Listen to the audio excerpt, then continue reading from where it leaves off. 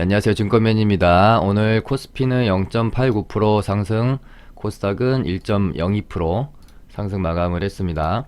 어제 장중에 김정은 건강 이상설이 돌면서 장중에 크게 한번 증시가 요동을 쳤죠. 코스피도 마이너스 3% 가까이 하락이 있었고, 코스닥은 마이너스 5.61% 가까이 투매가 급락이 나왔었는데, 저도 이렇게 시장이 급락을 할 때는 항상 그 이유를 먼저 빠르게 파악을 하고, 이 이유가 단기적인 조정으로 끝날 이유인지 장기적으로 시장을 뒤흔들 수 있는 변수가 될 것인지를 파악하는 게 가장 급선무라고 생각을 했고, 정말로 이게 사실인지 좀 파악을 하려고 했는데, 명확한 사실관계를 알 수는 없죠, 저 개인이. 다만 이럴 때는 시장이 보여주는 게 답이에요. 어제 이렇게 보시면 이렇게 급락이 나왔다가, 물론 기술적 반등은 나올 수 있어요. 근데 여기서 이제 어떤 판단이 들어가야 되는 건데, 급락 후 반등이 나왔는데 조금 생각보다는 반등 길이가 좀 세죠. 만약에 얘가 그 김정은 건강 이상설이 사실이었다면 제 개인적인 견해는 요 정도 반등 살짝 나왔다가 다시 저점을 깨면서 내려가는 흐름이 만들어져야 맞다고 봤습니다. 다만 시장은 반등 나왔다게 이렇게 이제 쌍바닥 찍고, 여기까지도 조금 이제 걱정이 될 수 있는 부분은 있죠. 이렇게 가다가 한번 다시 꺾이는 흐름이 나올 수도 있으니까요. 근데 이 저항대를 넘어서는 모습을 확인하고, 요건 오늘까지 추가 상승이 있을 수 있겠다라는 생각적으로 포지션을 좀 잡았어요. 그래서 저희 리딩반도 리스크 관리를 진짜 살짝 한 종목 정도만 비중을 줄여놓고 나머지는 그대로 홀딩해서 오늘 장을 맞이했습니다. 일단 코스피는 요렇게 이제 단계를 밟아가면서 상승을 하고 있는 상황이고요. 요렇게 박스권을 그려놓고 한 단계 업그레이드를 시켜놨는데, 어제 이제 이 박스권 상단을 살짝 깼죠. 어지러우니까 좀 다 지우고, 요렇게 지지 라인을 구축을 해놨는데, 요렇게 이제 살짝 깨고 내려온 이런 부분들은 사실 이제 변수에 의한 하방 돌파라고 보시면 될 것 같고, 바로 종가상 어제도 오늘도 말아 올려놨기 때문에 다시 한번 요렇게 그냥 박스권 움직임으로 움직이지 않을까 하는 이런 식으로 일단은 그런 뷰를, 시장에 대한 뷰를 가지고 있고요. 무엇보다 코스닥이 참 많이 강합니다. 일단은 요 정도 지지라인 구축해 놓고 움직이고 있고, 오늘 좀 말씀드리고 싶은 부분은 시장에 대한 뷰가 얼마나 좀 중요한지, 내가 매매에서 수익을 내고 손실을 내는 데 있어서 얼마나 중요한지에 대한 말씀을 좀 드리고자 해요.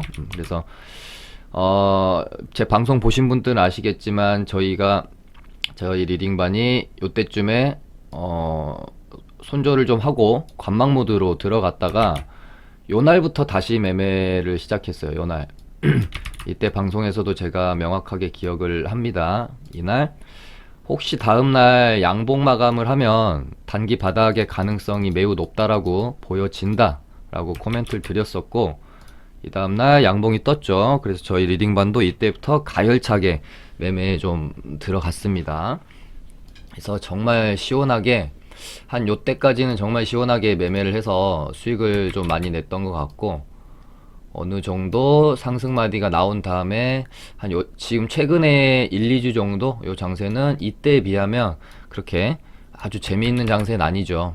어느 정도 상승 피로감과 저항대 구간에서 이제 이런 식의 박스권 장세가 연출되고 있다고 봐도 되는 흐름으로 지금은 이제 흘러가고 있고, 이제 저는 시장 뷰를, 추세가 한번 탔고 이 한번 탄 추세는 생각보다 쉽게 꺾이지 않는다. 그리고 우리 증시의 가장 중요한 부분이 지금 공매도가 제한이 되어 있죠. 6개월 동안. 그래서 시장은 어떤 우리가 또 알지 못하는, 혹은 뭐 이제 코로나 예전에 그 뭐 신천지 때문에 갑자기 확산세가 커졌던 것처럼 뭐 그런 이상현상 변수가 한 번 더 발생한다거나, 전 세계적으로 지금 코로나가 정점 구간에 와 있다고 판단이 되는데, 여기서 뭐 뭔가 좀 한 단계 더 넘어서는 그런 확산세가 지속된다거나, 그리고 뭐 정말 지금 유가가 이제 계속해서 상식을 넘어서는 수준으로 폭락을 하고 있는 상황이죠. 근데 이 부분이 뭐 시장에 그렇게 영향이 되고 있지도 않는데, 여기서 이제 진짜로 미국의 어떤 셰일가스 업체들이 줄도산으로 이어진다? 이런 정도가 제가 지금 생각하는 가장 큰 리스크거든요. 이런 일이 이제 실제로 발생이 되기 전까지는 시장이 막 급격하게 이런 식으로 꺾일 일은 없지 않을까 하는 생각을 가지고는 있고요. 그리고 뭐 우리가 이런 구간에서 매매를 하면서 자꾸 일어나지 않은 일에 대해서 미리 뭐 오를 만큼 올랐으니까 2차 폭락이 나오지 않을까?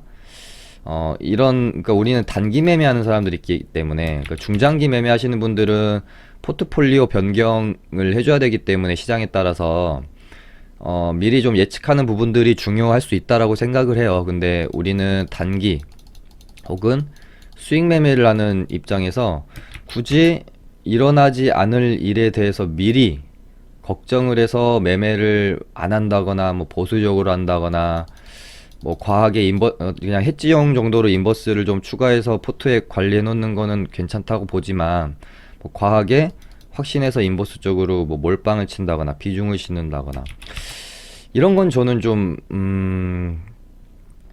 아니지 않나? 뭐 개인적으로는 그런 생각을 갖고 있고요. 바닥에서 지금 여기까지 저희 리딩반이 매매를 해오는 동안에 카톡방에서 제가 단 한 번도 인버스의 인자도 꺼낸 적이 없습니다.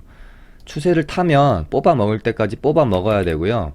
제가 기억하기로 이때 정도 한번 리스크 관리 조금 해놓고 가야 될 것 같다라고 말씀드리면서 손절할 것 조금 하고 했던 기억이 있고요. 어제 조금 비중 조절했고요. 그러니까 이런 식으로 그냥 계속 중간중간 리스크 관리하면서 이 추세는 계속 뽑아 먹으면 저는 된다고 생각을 합니다. 그리고 시장이 어떻게 될지에 대해서 전혀 뭐 감도 못 잡겠고, 그런 뭐 경험이나 해안이나 인사이트가 없으시다라면은 그냥 단순하게 예를 들어 저 같은 경우는 600포인트를 깨면 그때 가서 대응을 하겠다라는 전략으로 지금 계속해서 종목들 홀딩하고 매매하고 신규 매수 편입하고 그러고 있는 상황이거든요. 그렇다면 600포인트만 깨지 않으면 이 위에서는 내가 너무 과도한 2차 뭐 폭락에 대한 걱정, 추세가 꺾이지 않을까에 대한 걱정을 할 필요는 저는 없다고 생각합니다. 그래서 이 기준점은 사람마다 다 다르겠죠. 투자자마다. 저는 600포인트 정도로 잡은 거예요. 뭐 물론 살짝 정도는 깰 수 있겠지만, 만약에 600포인트를 크게 이탈하는 하락이 나온다면, 그리고 그 하락이 좀 장대 음봉에 의한 하락, 단음봉에 의한 하락 돌파가 아니라, 뭐 예를 들어 이런 식으로 됐다가 이런 식의 장대 음봉에 의한 종가상 600을 완전히 하방 돌파해버리고 마무리되는 이런 캔들이 나온다면, 그때는 저도 좀 뭐 전 종목 좀 매도를 하고 현금 비중 100%로 관망을 한다든지 뭐 그렇게 좀 전략을 짜고 있고요. 다만 600을 깨지 않는 선에서 움직일 때는 너무 과도하게, 그러니까 중간중간 리스크 관리는 하겠지만 너무 과도하게 시장을 부정적으로 바라보지는 않으려고 생각을 하고 있습니다. 또 말씀드리다 보니까 너무 길게 말했네요. 아무튼 그렇게 되고, 오늘은 저희 리딩반 매매한 거 한 종목이라서 짚고 바로 시장 흐름에 대해서 코멘트 드리도록 하겠습니다. 저희가 오늘은 한진카를 매매를 해서 익절 수익을 내고 나왔고요. 저희가 한진카를 매매를 하기 시작한 게 물론 그 전에도 계속 했었지만, 이때서부터 좀 매매를 많이 했던 걸로 2월달? 이때서부터 매매를, 제가 매매일지를 보니까 총 딱 10번을 매매를 했더라고요. 한진카를 이 흐름 안에서. 근데 10번 매매해서 10번 다 익절을 하고 나왔어요. 승률이 100%죠. 이때도 저희가 요날인가 매수해서 본격적인 상승이 시작될 때, 물론 이 큰 상승을 다 먹지는 못했지만 뭐 요 정도에서 팔았던 가로 기억을 하고, 뭐 그리고 이 안에서 뭐 계속해서 뭐 여기서 먹고 뭐 그랬던 것 같아요. 아무튼 10번 정도 매매를 했었고, 이 매매를 하다 보면 본인과 좀 사대가 잘 맞는, 리듬이 잘 맞는 종목이 있는 반면에 자기랑 좀 사대가 안 맞는, 매매만 했다 하면은 수익 나는 종목이 있고, 매매만 했다고 하면은 손실 나는 종목들이 있잖아요. 그래서 한두 번, 두세 번 그렇게 지속되다 보면 수익 나는 종목이 또 계속 납니다. 손실 나는 종목이 계속 나고요. 그래서 뭐 저 같은 경우에는 본인이 좀 안 맞다고 느껴지는 종목이 있다면 굳이 이기려고 하지 마시고 그 종목은 과감하게 버려버리세요. 매매하지 않으면 되는 거죠. 한진칼 같은 경우는 참 저랑 잘 맞는 종목이어서 매매할 때마다 매번 수익을 좀 내고 나오고 있는 종목인데, 예전에 그 매매한 거 체크해놨던 것들이 좀 지워져서 이때밖에 없네요. 이때도 뭐 이렇게 한번 수익 내고 나왔고, 이때도 횡보 구간에서 사서 본격적인으로 고개를 들 때 팔고 나왔고, 눌림에 사서 또 먹고 나오고, 최근에는 폭락이 나올 때 요렇게 사서 익절하고 나왔고, 반등이 이렇게 나왔다가 다시 죽었다가 이날 이 저점을 깨지 않죠. 그리고 이런 식으로 우리가 흔히 알고 있는 그 쌍바닥을 만들어내고 이제 횡보 구간으로 들어갑니다. 그렇게 되면은 이 횡보 구간에서 한 번 정도 흐름이 더 들어주는 흐름, 이런 식으로, 그러니까 얘가 혹시 이렇게 가더라도 거래대금이 뭐 몇천억씩 실리는 이런 종목이 이 하락 후에 이런 식으로 V자 반등이 나올 수는 없어요. 얘가 다시 그러니까 전고점을 보러 간다는 소리가 아니라, 얘가 그럴 계획이 있더라도 이런 식으로 이제 계속 흔들어 대면서 매물 소화 과정을 거치면서 이렇게 가는 거거든요. 완전히 뭐 거래대금도 없는 잡주 같은 경우가 뭐 이제 이렇게 급락이 나왔다가도 이렇게 V자 반등이 나오는 것이지, 이렇게 거래가 말린 실리는 종목이 뭐 이렇게 가는 경우는 거의 없습니다. 뭐 대형 호재가 나오지 않는 이상. 그래서 한번 반등 후에 눌렸다가 이런 식으로 가는 흐름으로 저는 일단은 보고 있어요. 그러니까 이 반등이 어디까지 나올지는 제가 뭐 알 수는 없어요. 일단은 요 정도를 어제 이제 반등이 나올 때도 매도 타점을 물어보시는 분들이 계셨는데, 저는 이 지지와 저항을 참 그냥 단순하게 잘 이용하는 편이거든요.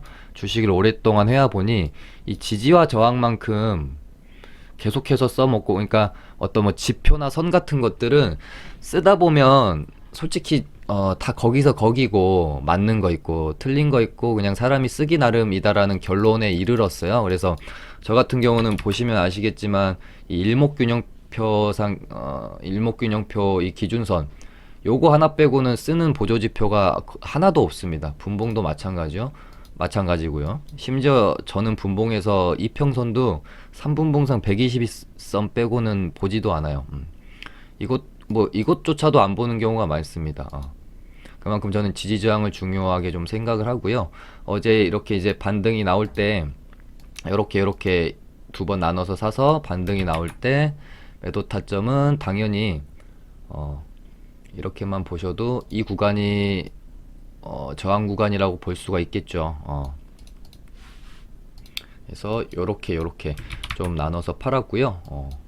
아무튼 한번 들어올림이 있는 다음에 얘가 이렇게 죽으면 나가리예요. 근데 죽지 않고 이런 식으로 횡보를 흐름을 이어가다가 한번 들어올리고 그 다음에 또 죽고 그 다음에 또 이런 식으로 또 들어올리고, 일단은 이런 흐름으로 저는 전략을 짜고 어제도 다시 재매수를 해서 오늘 매도를 치고 나왔죠. 거의 최고점에 매도를 한 것 같아요.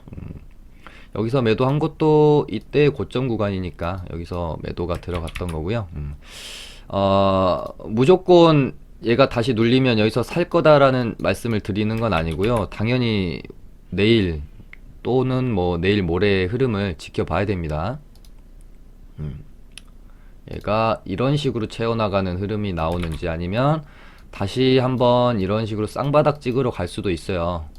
그러면 이런 식으로 아니면은 진짜 말 그대로 뭐 좀 시세를 다하고 죽을 수도 있기 때문에, 이제는 살짝 보수적으로 잘 그 흐름을 최대한 지켜보면서 매매하는 게 좀 좋을 것 같아요. 한진카를 아무튼 그렇게 마무리를 했고요.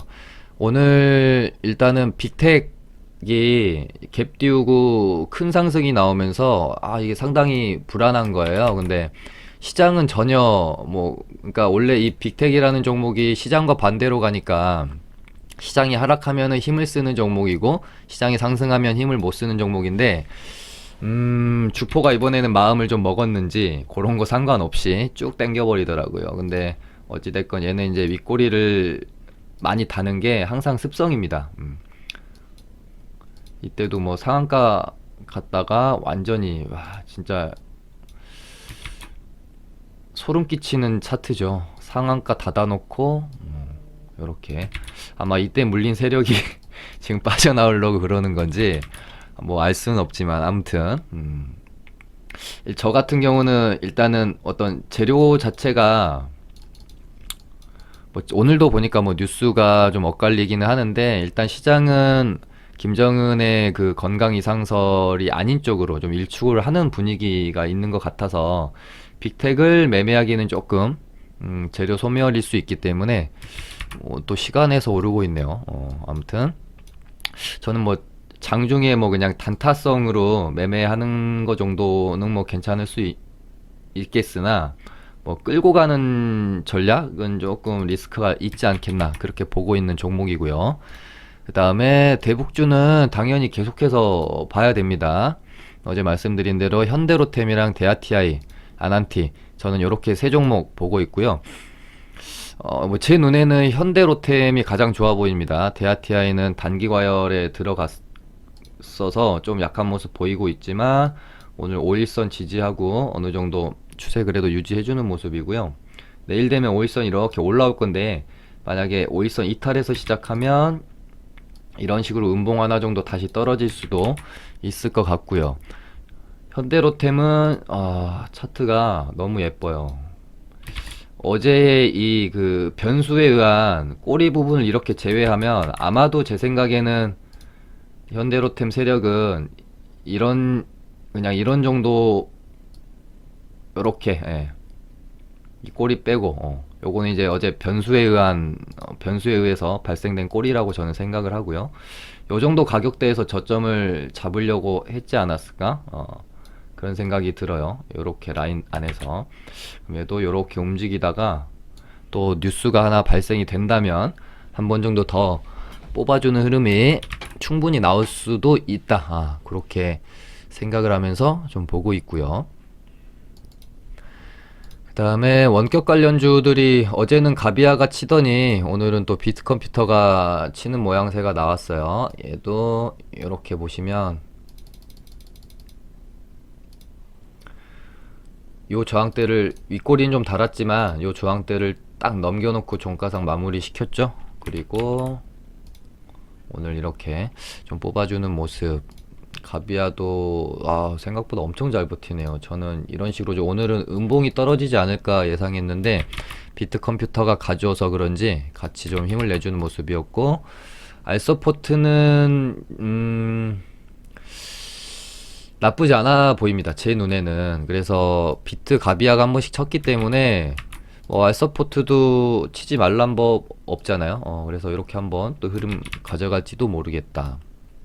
다날도 어제 말씀드린 대로 이 가격대 잘 지켜주고 있고, 이런 식으로 한번 뽑아줄 수도 있을 것 같고요. 그 다음에 오늘 뭐 급등했던 종목들이 많아서 대웅이랑 뭐 이제 대웅제약이랑 노터스가 이제 코로나19 치료 후보 물질 니클로 사마이드가 치료 효과가 높을 것으로 예상된다는 소식에 뭐 급등하고 대웅은 상한가 마감했습니다. 뭐 이제 치료제들은 워낙 많아서 이제 다 외우기도 힘들고 발음도 어렵고 그래요. 얘네가 이제 오늘 좀 떴고, 그러다 보니까 이번 주 초반에 좀 핫했던 렘데시비르 관련주인 파미셀은 좀 조정 구간에 들어왔고요. 그다음에 부강약품도 일단은 조정 구간에 있는데, 얘도 제가 봤을 때는 한 번 정도 더 흐름을 만들려고 지금 이런 모습을 요렇게 최소한 한 3만원까지는 한 번 더 치려고 이러고 있지 않나 하는 생각, 혹은 그 이상, 마지막 불꽃이라고 할까요? 일단 그렇게 좀 흐름을 보고 있고요. 테라젠 이텍스도 오늘 급등이 좀 나왔고, 클로로킨 관련주들은 그 뉴스가 하나 좀 있었는데 오히려 사망률이 좀 높다, 뭐 이런 좀 시장에서 엄청나게 이렇게 악재로 받아들이는 느낌은 아닌데, 일단 좀 찝찝하기 때문에 클로로킨은 혹시 가지고 계시지 않다면 뭐 조심조심 매매하시거나 보수적으로 바라보시는 게 좀 좋지 않겠나, 그런 생각을 좀 가지고 있고요. 그리고 오늘 좀 특이했던 것들이 진단키트랑 치료제 쪽이 한 1, 2주 동안 상당히 강했죠. 그러면서 전통적인 코로나 테마주였던 마스크, 뭐 손세정제 이쪽이 엄청 소외받고 있었는데, 오늘 뭔가 좀 또 흐름을 만들려고 하는 뭐 KM이나 톱텍도 그렇고요. 톱텍이 굉장히 흐름이 좋아요. 그 다음에 웰크런도 봐야 되겠죠.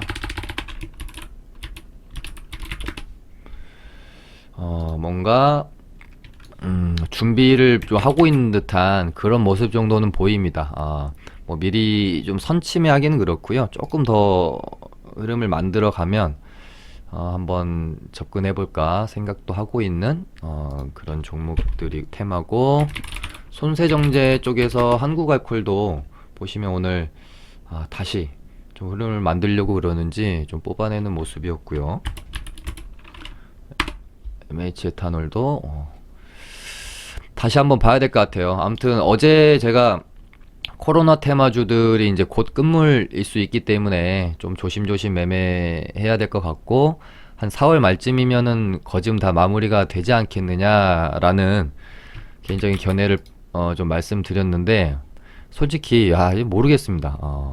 시장이 만약에 이대로 계속 좋을 거라면 여기까지 혹시 또 뭐 더 가야 된다라고 하면 코스닥도 계속해서 코로나주로 끌어올릴 것인지, 아니면 코로나주 마무리 짓고 다른 쪽으로, 섹터 쪽으로 옮겨갈 건지, 이 부분이 지금 저도 상당히 맹점이고, 시장을 바라보는 뷰에 있어서 맹점이고 고민이 되는 부분이고, 여기서 또 자칫 엇박자 타게 되면 상당히 시장에서 소외감이 들어버릴 수 있기 때문에 좀 고민이 많이 되는 부분입니다.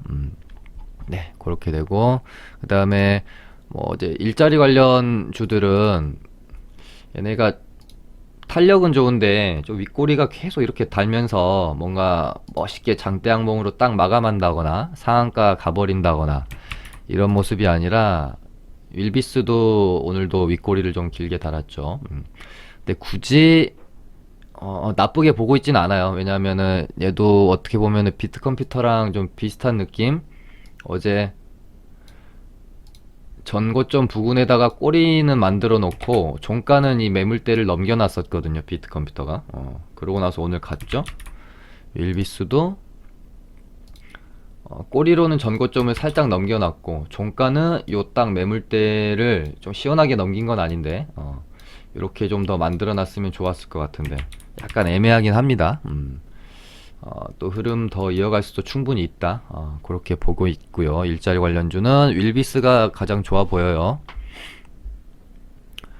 그 다음에 뭐 무료 와이파이도 이 그냥 그리드 안에서 박스권 안에서 움직이고 있고, 전파기지국은 차라리 여기 이렇게 돌파해버리면, 요 상단 돌파해버리면 매매 관점을 갖는 것도 나쁘지 않을 것 같고요.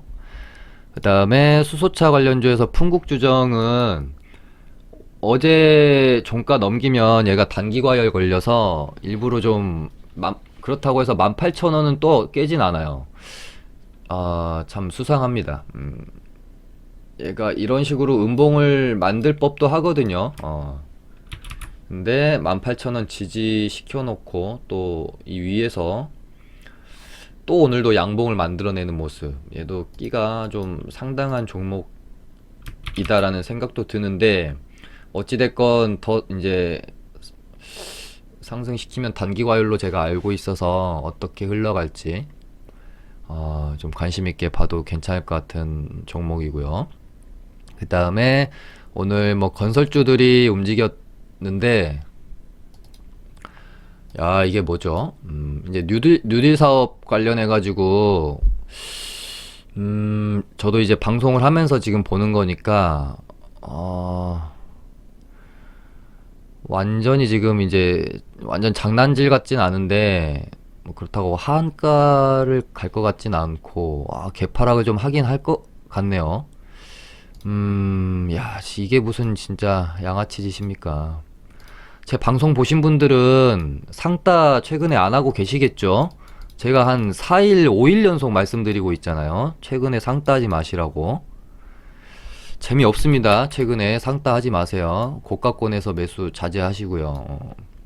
상 말아놓고 계속 풀어버려요, 요새. 물론 가는 종목도 있죠. 어제 뭐 동화약품 같은 경우는 오랜만에 상 들어가고 갭까지 좀 시원하게 뛰었던 진짜 오랜만에 나온 종목이고요.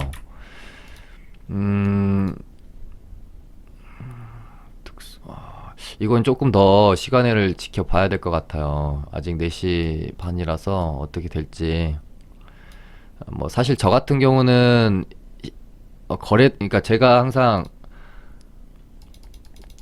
상승률만 보고 매매를 하지 않는 게 나중에 올해 내가 주식 투자를 하려고 보면 조금 더 좋은 습관이다라고 말씀을 드리는 이유가, 물론 이제 예전에 비하면 500억도 큰 금액이긴 한데 지금 장에서 500억은요 예전에 한 1, 200억 수준이라고 보시면 됩니다. 거래 대금이.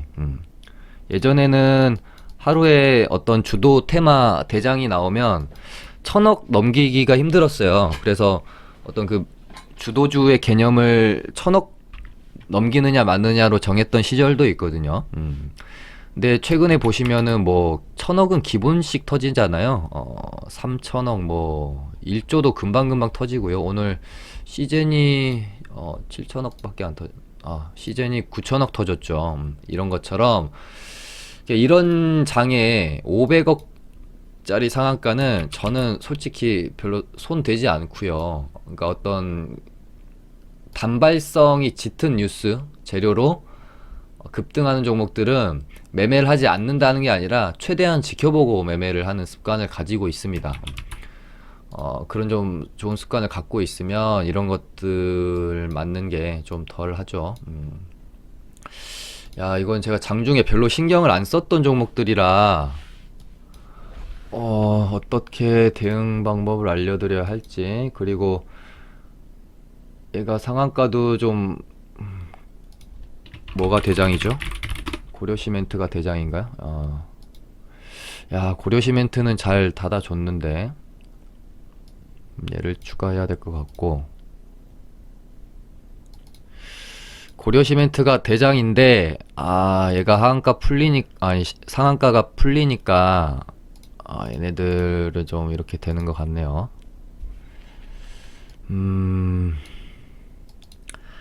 일단 뉴딜 사업 관련주들은 최종적으로 시간외가 몇 프로 정도의 마무리 되는지랑 내일 시가가 어디서 형성되는지를 봐야 좀 대응법을 말씀드릴 수 있을 것 같아서 지금은 코멘트 드리기가 조금 힘들 것 같네요.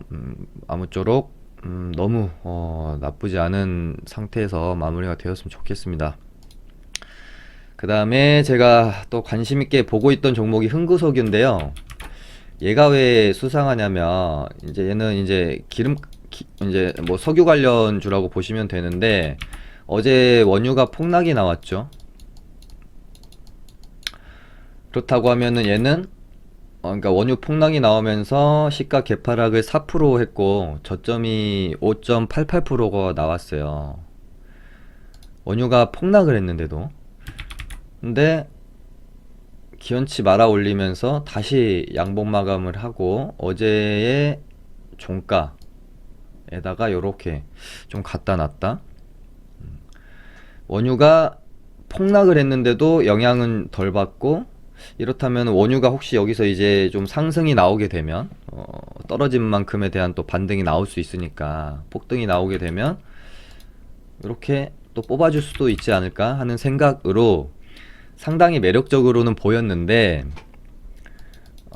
이제 제가 개인 매매라면은 뭐 소량 정도는 매수해 볼 수 있었을 것 같은데, 리딩에서는 제가 홀짝 매매를 하기는 좀 그렇죠.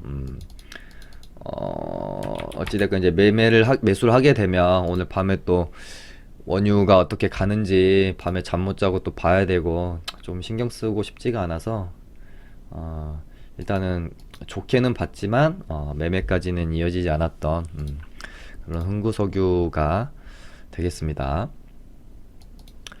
오늘 뭐 나름대로 최대한 많은 종목 좀 짚어드리려고 노력했네요. 오늘 방송은 이렇게 마쳐보도록 하겠습니다. 감사합니다.